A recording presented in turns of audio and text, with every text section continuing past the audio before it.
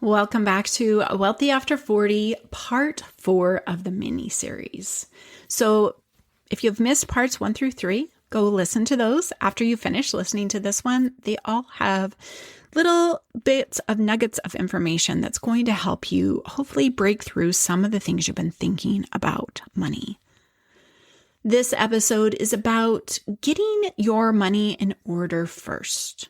Right? That statement, I need to get my money in order before I can get to retirement planning or before I can XYZ.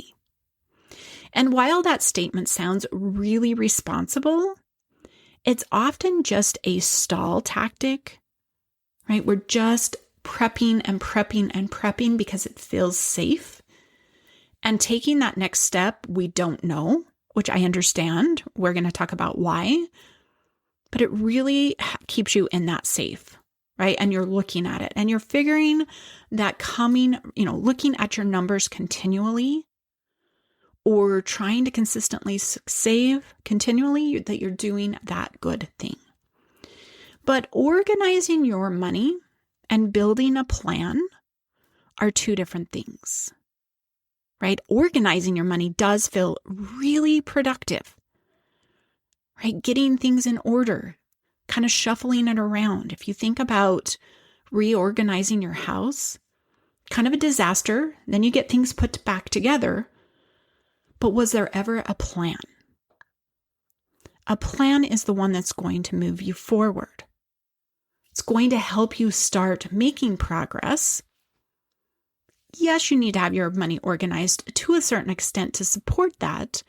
But that's why I've changed the way I coach. We jump in, both feet, getting our money system in place, which is our organization, and having that first action step, 1 or 2, that is moving us forward, right? We're coinciding these together, really making progress, really doing the things, and the system becomes supportive of the actions we're taking. We see the connection sooner than later. So how do you know if you're this person, right? How do you know if, am I just getting things in order? This is someone who has spreadsheeted, researched, reorganized, done all of those things and still doesn't have a plan, right? Particularly a retirement plan at this point, but even just a money plan. What are you headed towards next? My client who came to me early this year, she was this person, right? She had spreadsheet after spreadsheet of her expenses from last year in any different view you could ask her for. She had them set up. She was still doing it because it was safe for her, right? I like to look at it, right? She feels productive seeing that. But what she didn't have was a system, yes, but she also didn't have a plan.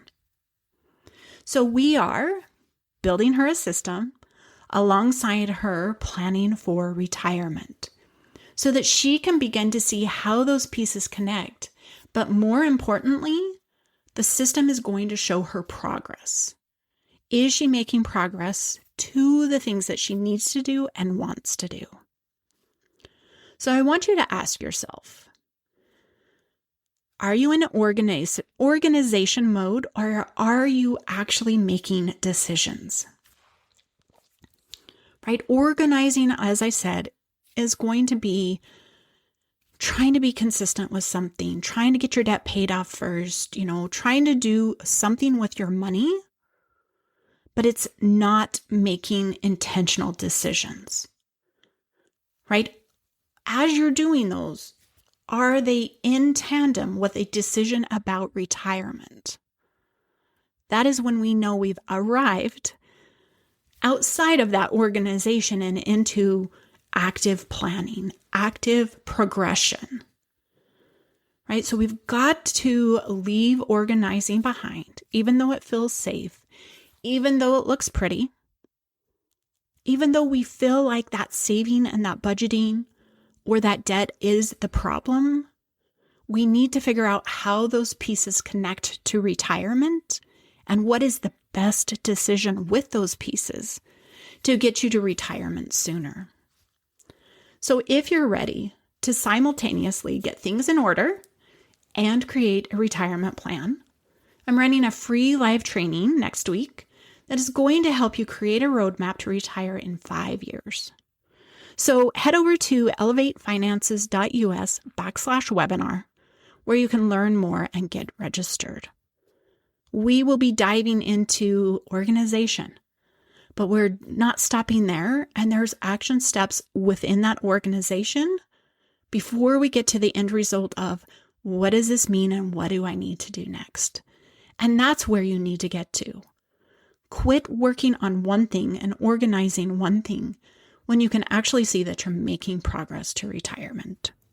So I hope you'll join me, and I'll see you in the next episode. Thank you for spending this time with me. If you're not already following the show, be sure to hit subscribe so you don't miss what's coming next. And I'd love to stay connected with you between episodes, so come join me inside my Facebook community, Retirement Ready Hub for Gen Xers. It's where we're having real conversations about money, sharing wins, working through challenges, and building a clear path toward retirement. And remember, retirement isn't just a dream, it's a plan, and you get to make it possible.